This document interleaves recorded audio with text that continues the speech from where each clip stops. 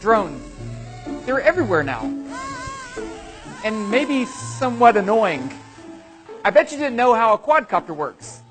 First, let's start off with a hovering drone. 2 rotors rotate clockwise and 2 counterclockwise. By rotating in opposite directions, this makes the total angular momentum 0 so that the drone as a whole will stay stationary.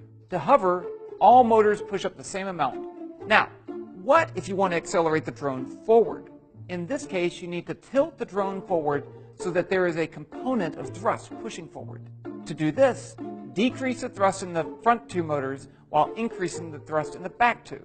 Voila! Forward momentum. Do something similar to accelerate back or sideways. But how do you turn? This is the fun part.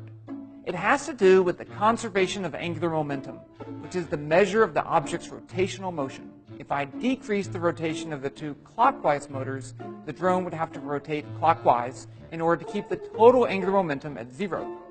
Actually, I need to also increase the rotation of the counterclockwise motors to keep the drone from falling. But technically, it's not just angular momentum.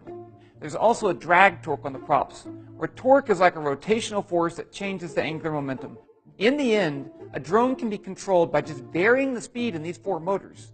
No complicated mechanical parts, but of course it's still complicated enough that you need a computer to translate your control inputs into manipulations of their motors.